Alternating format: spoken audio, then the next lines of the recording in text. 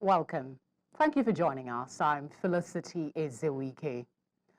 COP29 ended on Sunday, November 24th, with a contentious agreement that rich countries will pay developing countries $300 billion annually by 2035 to help them cope with the effects of the climate crisis.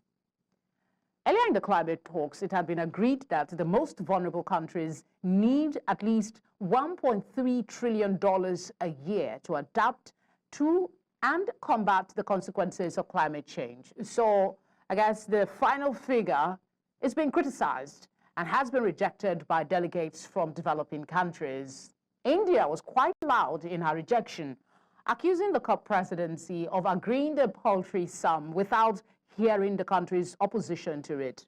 India labeled the deal as an optic illusion and a betrayal of the global south. Nigeria called the figure a joke, and Malawi said that for the least developed countries, it was not ambitious.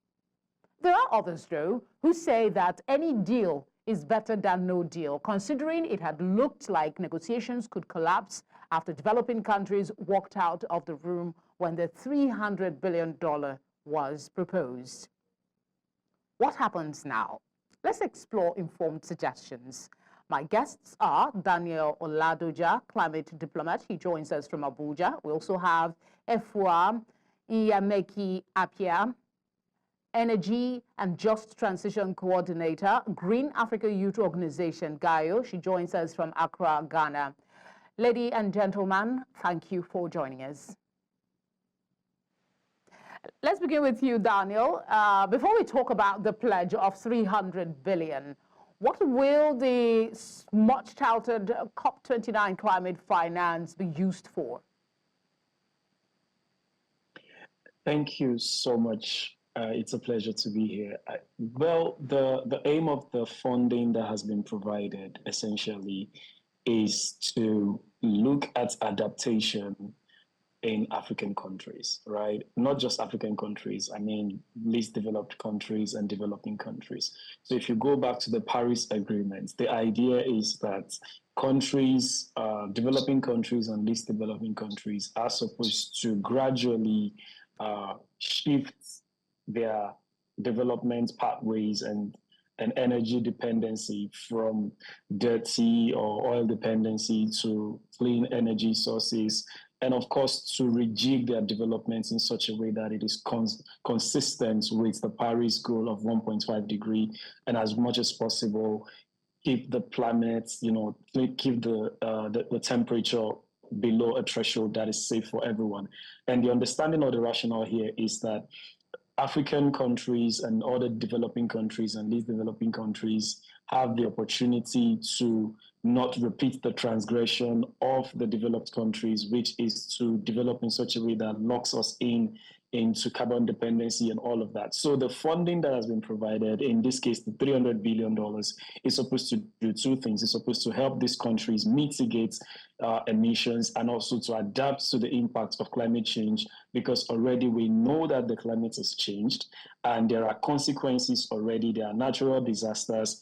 There are events that are happening already in some of these countries. So the funding is supposed to help to forestall climate emission and also to help these countries develop in such a way that helps them to successfully adapt to the impact of climate change. And that is what the funding is meant to do, and that is what the fund is meant to be used for. It is supposed to help to redesign. Now, there's something called the national, the NDCs. The NDCs are supposed to be development pathways, or the things we've said we're going to do, how we're going to approach development in such a way that it is consistent with the Paris Agreement. So when countries put forward these NDCs, the UNFCCC and the developed countries, of course, will look at these figures and say, okay, based on what you've submitted, we're providing this funding for you to be able to develop in a way that is consistent with climate impact mitigation, of course, and adaptation in different countries according to this plan. So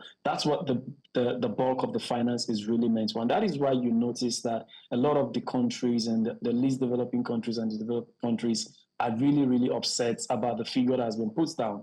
The idea and the statistics that have been shown around is that the developing countries will need about an annual basis of a 1.3 somewhere $trillion to develop in a way that is consistent with the Paris agreements.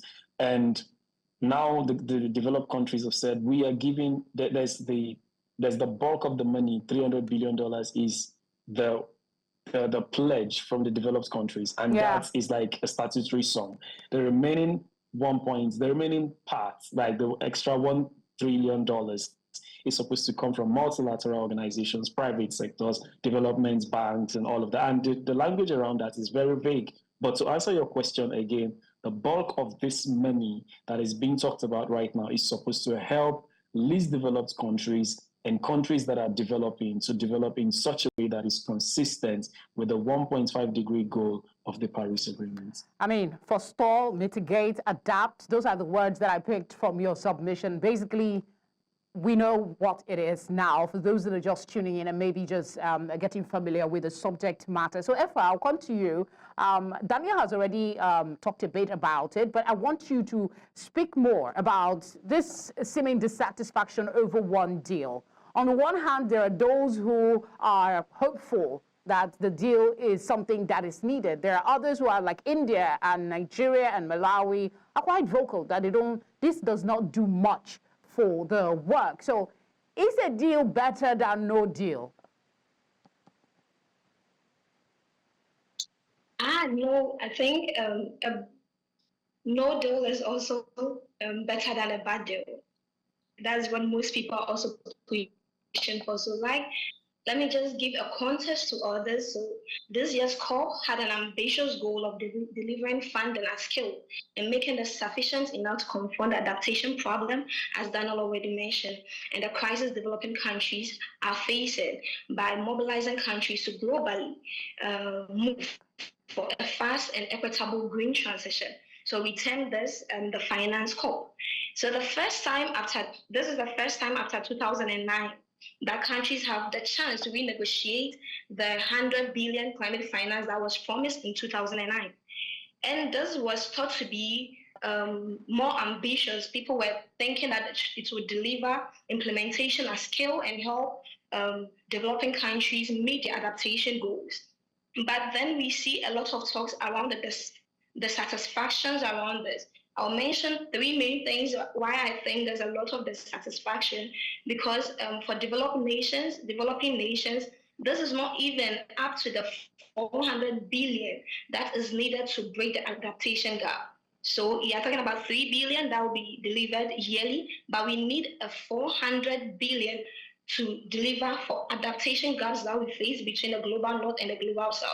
So talking about NDCs, developing very ambitious NDCs, which nations are developing for the 3.0 NDCs that we are looking at, and even our NAPS processes, a lot of money has to go into this. And per finance reports, we need 1.3 trillion yearly to get this targets done. So the 300 billion is very minimal, and so most people, they think this is really very disappointing and a betrayal, since we thought this COP is supposed to be a finance COP to deliver ambitions for these developing countries that are yearly faced with this crisis, this thing that they didn't cause in the I'm first actually place. trying So to also. I wanted to establish. The funding itself is so minimal compared to the amount that we need to meet. I mean, Efua, that has been established that the money is inadequate for what is needed. So I'm trying to ask you, is a deal better than no deal, really? Should we just, start with this like the presidency of the UN said? No. That's why I started by saying that a bad deal, we should go with a no deal than go with a bad deal. We don't even know when this will be renegotiated. I said already that this was renegotiated in 2009, and we just had a chance to negotiate on that this year. And we had this quite a bad deal. And the reason why it's bad is so unclear how the mobilization of climate funds will be like. And that was the main thing that lacked. That made the previous one, the 100 billion pledge, very limited, because we didn't define what climate finance even means and the means of implementation of those commitments. And and this one too, we didn't do that. there's no means of implementation. We don't have clear lines on who is bringing what and how much each party is bringing. So it makes it like a facade. People promising and not delivering on their promise, and yearly we have to look forward to it and it's not delivered. And between now and 2035 that we are looking at delivering this promise, what happens to the vulnerable regions? The time between the pledge and the implementation is so long. And if we say climate change is very urgent and we need to act now, the time span is too long for us to deliver on the promises to help the people that really need the money to implement actions on ground. All right, Efua, I'm glad I repeated the question. I missed it earlier, and you were able to expatiate on that. The concerns are truly valid. Just to press on some of the concerns that was raised, let's take a look at Nigeria's representative at the COP29, and then we'll come back, and I'll bring my question to you, Daniel. If we walk back home with 300 and we say that the developed countries are taking the lead, this is an insult to what the convention says. It also said that the developed countries will take the lead, and this lead is climate finance. That the developing country is saying that it's taking the lead with $300 billion till 2035 is a joke. And it's not something we should take lightly. I do not think it's something we should clap our hands and force us to take it. I do not think so. I think we should rethink it. Quite a passionate commentary there. Same with the Indian lady, if you've seen those videos before. Daniel, why was the full amount, 1.3 trillion, that the developing countries were asking for not possible? I mean, these Western countries are rich, aren't they? Why was it so hard to get that commitment? You've asked me a question that to justifiably, to sufficiently answer, I would need maybe like an hour or a full masterclass, because that is a full-fledged discourse of geopolitics, climate governance, and climate justice and climate ethics. And these are very strong issues of climate politics. And you need to understand the fact that the trends are, there are recent trends. And from what I've read about this particularly COP29, you need to understand the precedence and the context of COP29. Just about a week or a couple of days before COP29, America elected its president for the next 4 years, and who is someone who does not speak favorably about climate change. And globally, there's a trend and a shift from, there's a protectionism that is becoming, we're shifting from multilateralism to protectionism. Countries are now beginning to prioritize their own development. I mean, developed countries rather, are beginning to do a lot of shifts towards their own domestic affairs at the expense of international or global affairs. And that is the template, or that is the context, that is the backdrop of this COP before we headed to Baku. And so arriving in Baku, that was what was going on. A lot of countries were very, very undecided.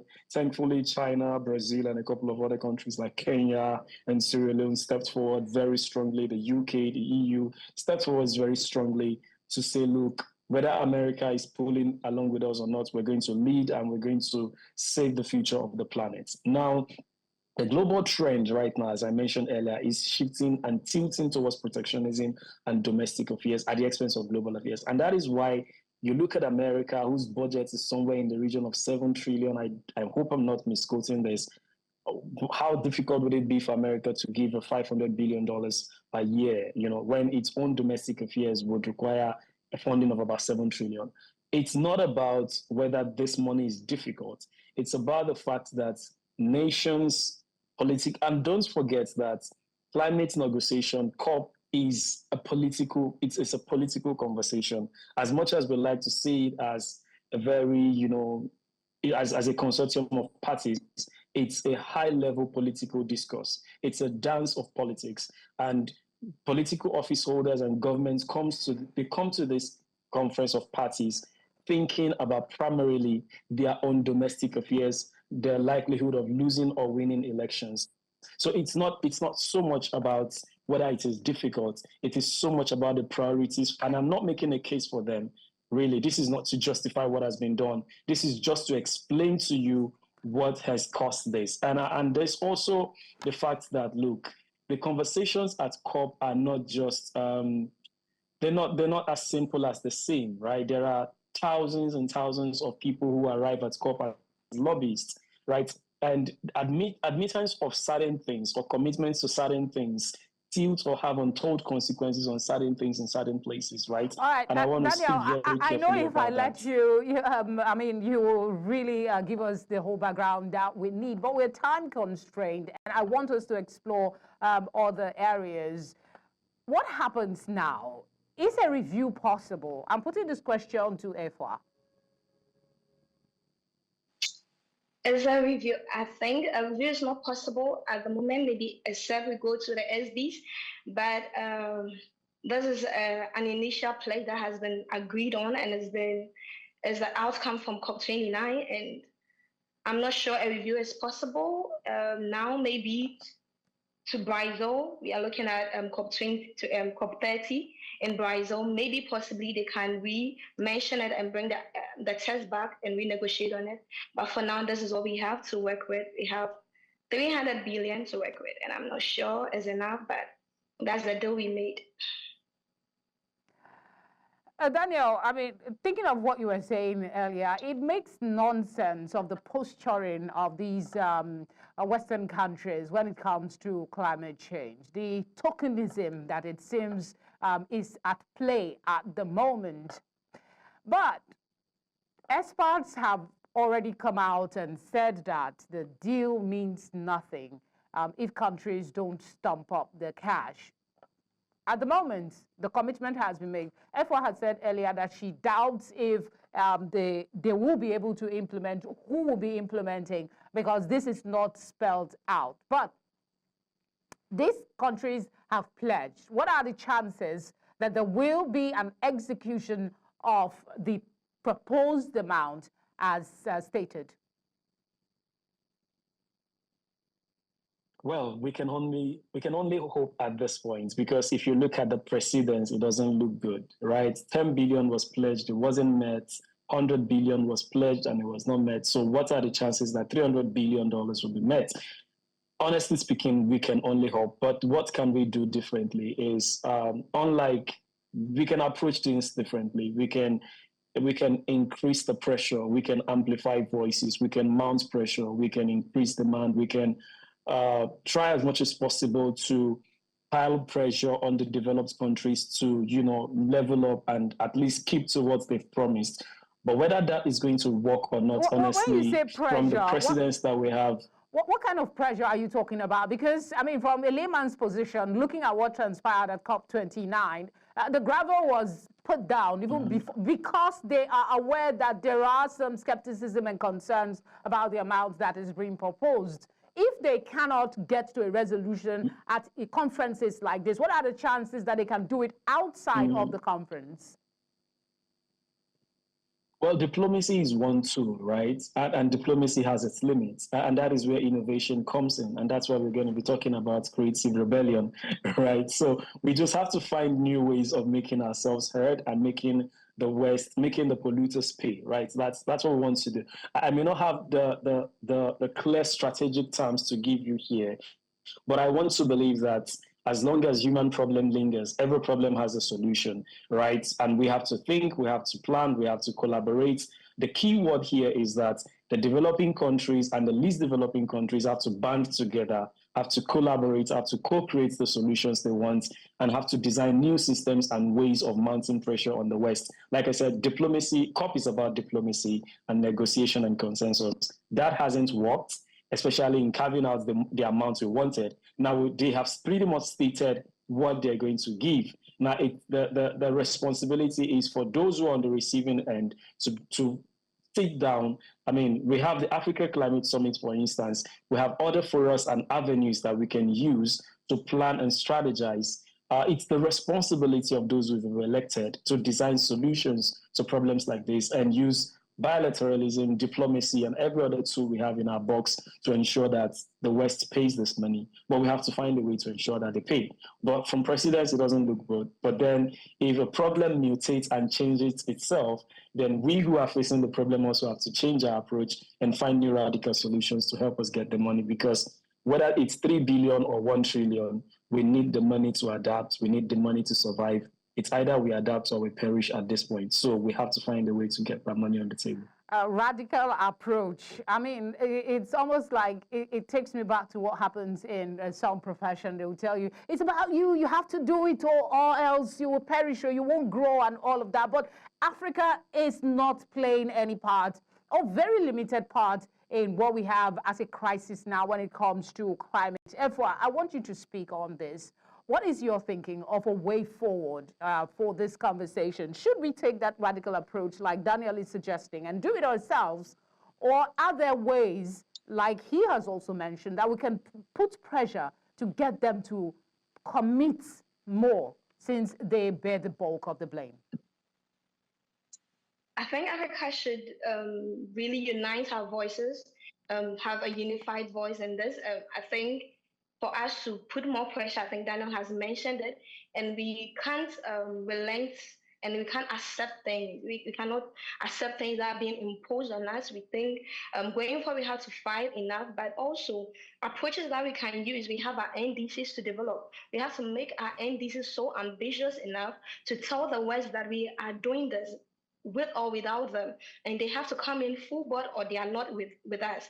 And I think the NDC's implementation, the strategies that we want to go with our NDC's 3.0 is a very good tool to tell everyone that this is the NDCs we are looking at achieving. It is ambitious enough. It needs this amount to be implemented. So if you really are concerned about climate change, then you have to be with us. But if you also keep on developing very less ambitious NDCs without means of implementation, even from our side, then we are not pushing enough. We are not showing the way of what we are calling out for. So I think we should take the bold step of also leading the way of what we are trying to achieve to bring other people on board. But else radical approaches is also good because we have to really get the change we want and have to fight for it. With or without the West, we have to do this because it's our people that are at stake, it's our environment that it's our coastal areas that are being eroded. So we have to do this with or without them. So if a radical approach is what it takes for us to get this thing done, then so there. I mean, two of you seem to be in agreement on that score. I mean, if you're rejected, you can't reject yourself. If we have to survive, we need to do what is needed. But there is this part of the conversation that we haven't touched on at all. When monies are pledged, there's always this concern in the background about what are the strings attached. Are there concerns about the potential for climate finance to be used as a tool for economic cohesion or political influence? Daniel. Yeah, you cannot completely rule that out, right? That's a possibility. It's not something we can completely rule out.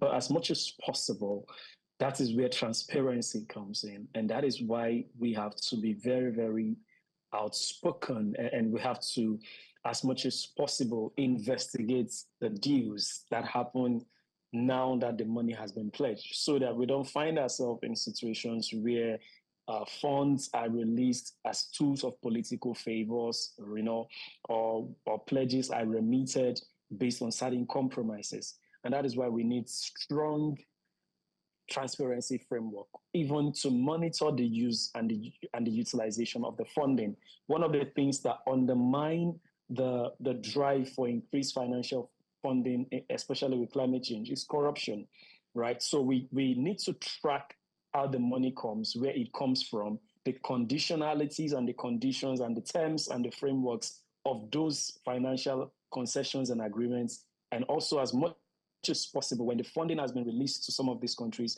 we need to track how it's been spent and how it's been used. So we really cannot afford to have blind spots from how we agree to the money. Some of this fund is going to be going to be channeled through agencies like instrumentalists like GCF fund, the ICF, some of it will come through the Africa Development Bank, the World Bank, and what have you. And we have to, as much as possible, keep our eyes on the agreements and the contracts when they are being designed, right? And I see that now the GCF has organizations that are observatory, right? Those CSOs and organizations who are meant to be observers to watch the processes, how to do their work judiciously, and as much as possible be whistleblowers where they need to blow the whistle. All right, therefore, I think this question I'll ask the two of you because I'd like to hear, and I'm sure our viewers would too, want to hear your perspective. The next COP will be a year from now in Brazil. What can we expect? There are conversations around, it's a waste of time because what have we achieved so far, really? Efua, the question is for you and Daniel, so we'll start with you.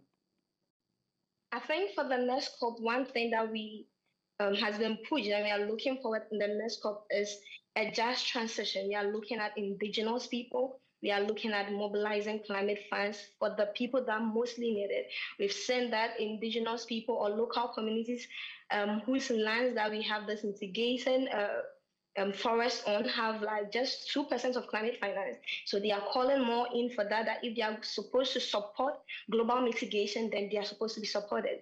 Then we are seeing young people to come in there that less than 2% of global climate finance goes to young people. And those people are the ones on the ground working hard to implement projects to help us all adapt and mitigate this climate impact. So what is in it for them? So mainly on just transition, mainly on workforce building for local communities, mainly on people leading their own transition by themselves and not just on deployment of technologies to the global north, so to the global south. So I think these are the main discussions that would hover around COP30, and we are really looking forward to it. Yeah. Daniel. Yeah, I think that pretty much all the components of the Paris Agreement have now been operationalized. But two things have been very muted in this COP, and it's the loss and damage operationalization, and of course, the slow transition away from fossil fuel and the fact that we have to have that conversation. So if that, the two things I think that would dominate COP30 would be operationalization of the loss and damage fund, and of course, the text that was muted in this COP, which was agreed in Dubai, the fact that fossil fuel was indicted, I think that we're going to see a strong pushback on fossil fuel and a lot of efforts on trying to finalize the operationalization of the loss and damage fund. I think those two things would be key for the next COP. And maybe the $300 billion conversation will come back again. But for now, I think loss and damage would take the headlines. And of course, fossil fuel indictments would be a key conversation because it's happening in Brazil. Daniel, thank you for speaking with us. Efua, thank you as well for giving us your time. Yeah.